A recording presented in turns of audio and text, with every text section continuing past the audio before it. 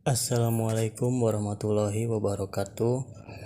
Pada hari ini saya akan menjelaskan sedikit materi mengenai pendidikan anti korupsi. Oke, langsung saja. Peringatan Hari Anti Korupsi Dunia diperingati setiap tanggal 9 Desember. Artinya peringatan hanya setahun sekali. Namun pendidikan anti korupsi bagi generasi bangsa harus setiap hari dilakukan, baik secara langsung maupun lewat media yang mudah diakses seperti media sosial.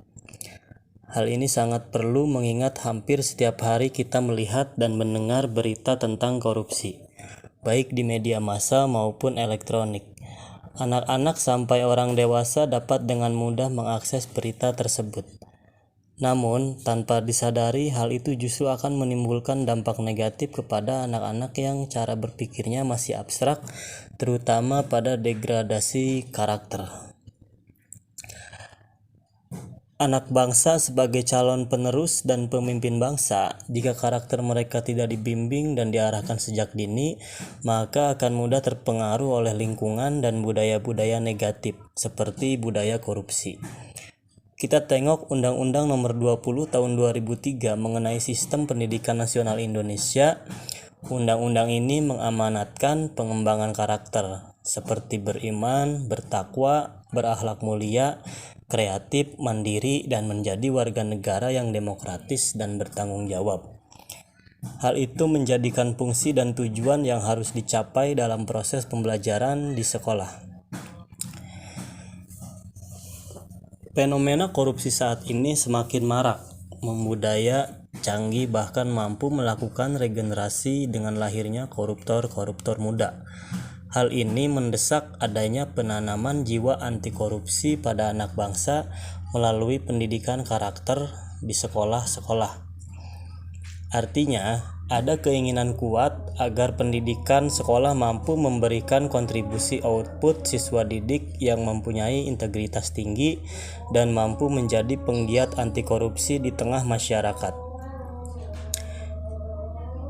Istilah korupsi itu sendiri berasal dari perkataan Latin corruptio atau corruptus yang berarti kerusakan atau kebobrokan.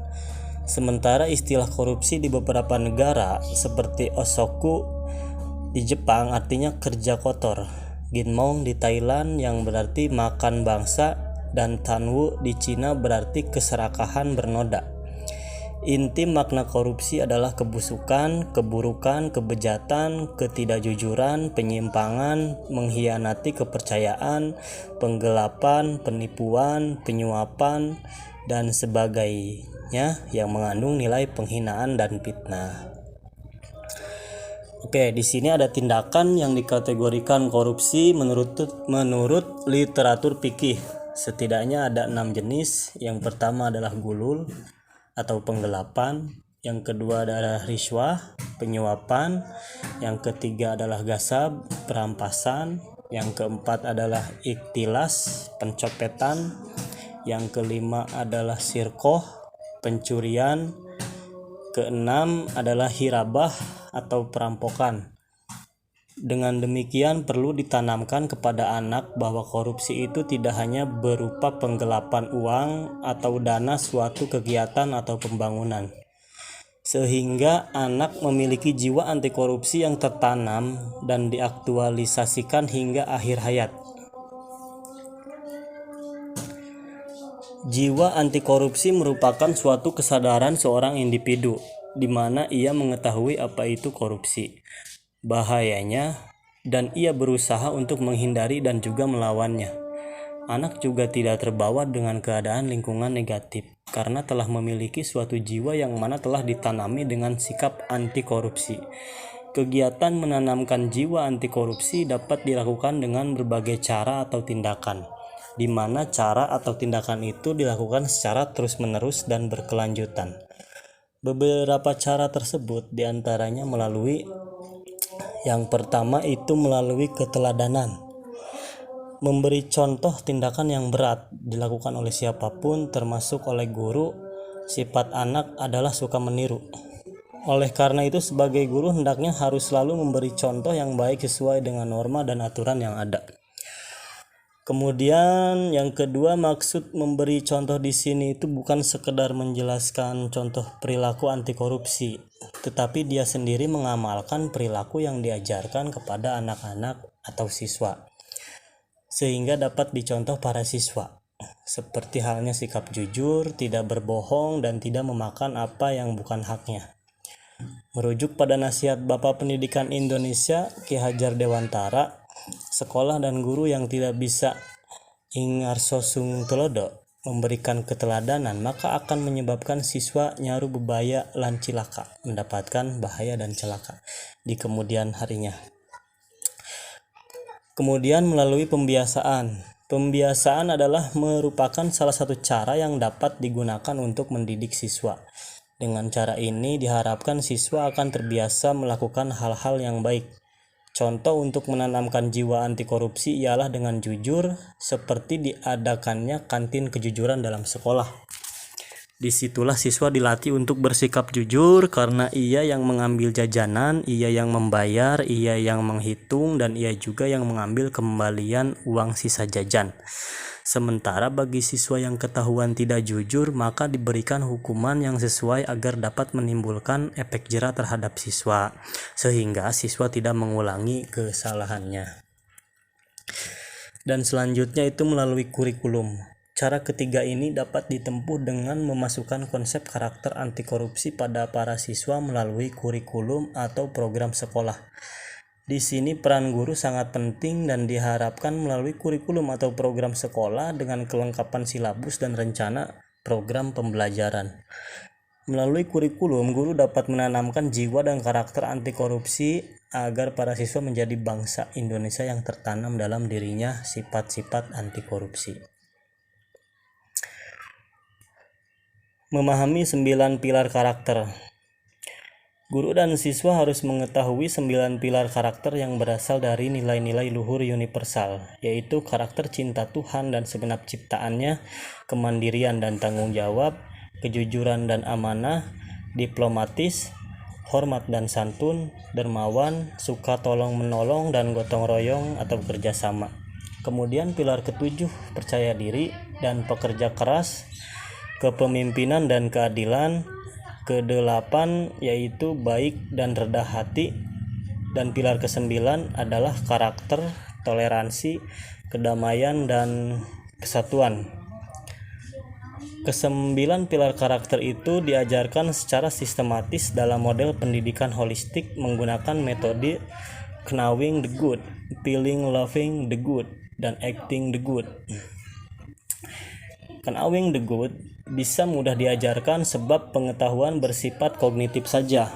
Setelah metode itu harus ditumbuhkan feeling loving the good, yakni bagaimana merasakan dan mencintai kebajikan menjadi engine yang bisa membuat orang senantiasa mau berbuat sesuatu kebaikan, sehingga tumbuh kesadaran bahwa orang mau melakukan perilaku kebajikan karena dia cinta dengan perilaku kebajikan itu. Setelah terbiasa melakukan kebajikan, maka acting the good itu berubah menjadi kebiasaan. Dasar pendidikan karakter ini sebaiknya diterapkan sejak usia kanak-kanak atau yang biasa disebut para ahli psikologi sebagai usia emas, golden age. Karena usia ini terbukti sangat menentukan kemampuan anak dalam mengembangkan potensinya. Dengan pendidikan karakter, penerapan, penanaman, dan pembentukan jiwa anti korupsi yang diterapkan secara sistematis dan berkelanjutan, seorang anak akan menjadi cerdas emosinya. Kecerdasan emosi ini adalah bekal penting dalam mempersiapkan anak menyongsong masa depan, karena seseorang akan lebih mudah dan berhasil menghadapi segala macam tantangan kehidupan, termasuk tantangan untuk melawan korupsi. Itu dia materi untuk pendidikan anti korupsi dalam MPLS tahun 2021-2022. Jadi di sini korupsi itu ada beberapa cara. Yang pertama tadi melalui keteladanan. Jadi keteladanan itu bisa datang dari siapa saja, bisa dari guru, bisa dari orang tua. Intinya meneladani siswa-siswi di sekolah supaya kalian menjadi siswa-siswi yang jujur dan tidak berbohong. Kemudian yang kedua itu melalui pembiasaan. Jadi siswa-siswi itu harus dibiasakan melakukan hal-hal yang baik. Contohnya kalau misalkan di sekolah itu ada warung kejujuran, jadi kalian bayar sendiri, kalian ngambil sendiri, di situ kalian diajarkan untuk jujur, apakah kalian jujur bayar makanannya atau tidak. Nah di situ nanti dari hari ke hari kalian itu menjadi terbiasa dengan kejujuran. Kemudian yang ketiga itu melalui kurikulum. Jadi materi pendidikan anti korupsi itu bisa dimasukkan kepada materi di sekolah melalui kurikulum.